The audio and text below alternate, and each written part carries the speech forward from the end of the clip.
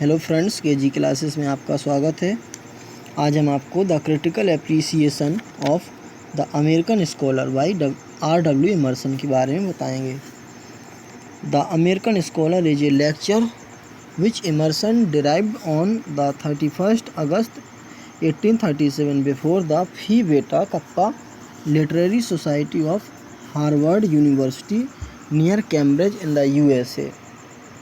Emerson had long been an honorary member of this society.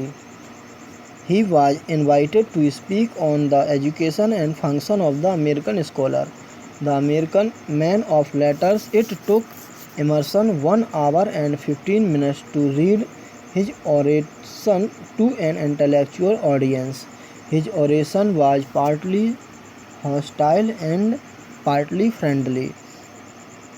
In this lecture, Emerson told his audience that the American scholar should elevate his soul and keep it free from the bondage of mental constraint. This lecture occupies an immortal place in American literature. It is an explicit exposition of Emerson's views on the nature and function of the scholar or the man thinking. O.W. Holmes called it our intellectual declaration of independence. Emerson himself felt very confident while delivering the address. Emerson uses the word scholar in the sense of a man of letters. This man of letters may be a poet, a novelist, an essayist, or any other literary artist. Heading is the purpose of the essay. Emerson derived this lecture with an express purpose to acquaint the audience with the influences on and the duties of the scholar. The lecture can be divided into two parts. The first containing an account of the influences upon the American scholar to educate him, and the second containing Emerson's view about the duties of the scholar. The first part is further divided into three parts. One part deals with the influence of nature, the second with that of books, and the third with that of action. The lecture ends with an analysis of the state of the affairs prevailing at the time in America and Emerson's view of future possibilities. The essay can be seen in the nature of a kind of prophecy made by Emerson about the literary possibilities awaiting America. As he says, a nation of men will for the first time exist because each believes himself inspired by the divine soul, which also inspires all men. Emerson makes a declaration of America's intellectual independence. He says, our day of independence, our long apprenticeship to the learning of other lands draws to a close. The millions that around us are rushing into life cannot always be fed on the sheer remains of foreign harvest. Therefore, Emerson tells that the American scholar must make the best use of his opportunities. He should not remain a mere lover of books or a narrow specialist, but a man of broad ideas and outlook. Heading three sources of the education of the scholar. Emerson has spoken of three sources of the education of the scholar. These three sources are nature, books, and action. These are the three influences upon the scholar. The first is the influence of nature. The various objects of nature attract the attention of the scholar. Every day the sun shines, and when the sun sets, the stars shine in the sky. Always the wind blows and the grass grows. What is nature to him? It is the web of God. There is neither a beginning nor an end to the mysterious continuity to this web. It is always a circular power returning it into itself. This web appears before man in its manifold forms and charms. Man's mind classifies and analyzes the natural phenomena from various angles of vision, such as those of the astronomers, the chemists, and the like. The scholar soon learns that since the dawn of history, there has been a constant accumulation and classification of facts, but this classification does not mean that nature is quietic. On the other hand, the objects of nature have a law which binds them together. It is also of law of human mind. The scholar also realizes that nature is opposite of his soul. It answers to it part for part. The laws of nature are the laws of his own mind. Nature then becomes to him the measure of his own attainment. The second influence is that of books. Books are the best type of the influence of the past. This theory of books is novel. In the beginning, man looked at the world around him and thought upon it. Then he gave it a new arrangement in his own mind and finally expressed his conclusion in his books. Books embody their writer's view of the world and the truth he has learned from his experience of life. They contain local as well as universal truth. According to Emerson, each age must write its own books, or rather each generation for the next succeeding generation. The books of an older period will not fit this. It is necessary to realize that books do not have a value and validity for all times to come. Books, the college or any other institution, express some past utterance of some genius. They tell us about good things. They look backward and not forward. But genius looks forward. Man hopes genius create books tends to subdue the thinking power of the mind. They bring to bear on a mind the impact of other minds and impart to it the truth discovered by them. Books are the only instrument of man thinking. They are the source of his thought as well. According to Emerson, books are for the scholar's ideal times when he can read God directly. Why should he waste his time in other men's transcripts of their reading? Books must be read during the period of the darkness of ignorance, but they should not be treated as substitute of the original perception.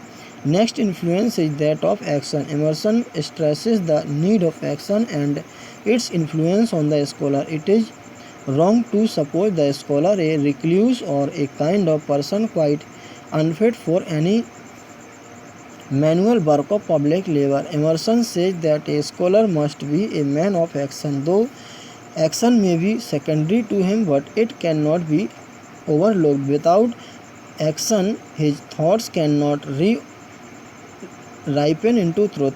On the other hand, inaction is a kind of cowardice. Therefore, a scholar must not miss any opportunity of action. It may be said that action is the raw material out of which his intellect molds its splendid products. Emerson has rightly said, academic institutions and books only copy the language which the field and the work yard have made. The final value of action, like that of books, is in the fact that it is a resource. When an artist has exhausted his materials, when his imagination no longer paints, when his thoughts are no longer clearly formed, and when books become tiresome, he has always a resource to live. A great soul will be strong in living as well as in thinking. When a scholar finds it is difficult to impart his trust, he can still fall back on this resource of living.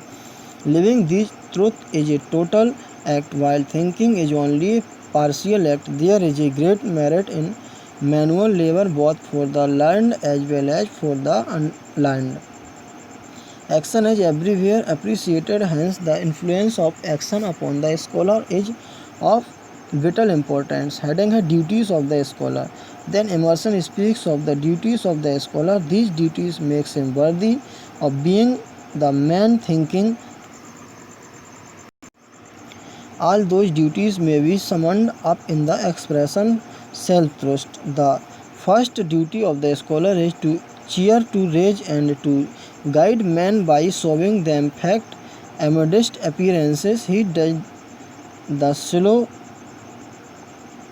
unhonored, and unpaid task of the observation. He must observe and study men and their psychology, and must not mind if fame does not come to him instantly. He must be prepared to accept not only poverty and scorn of the people, but also solitude. He should feel console, consoled that he exercises the highest function of the human nature.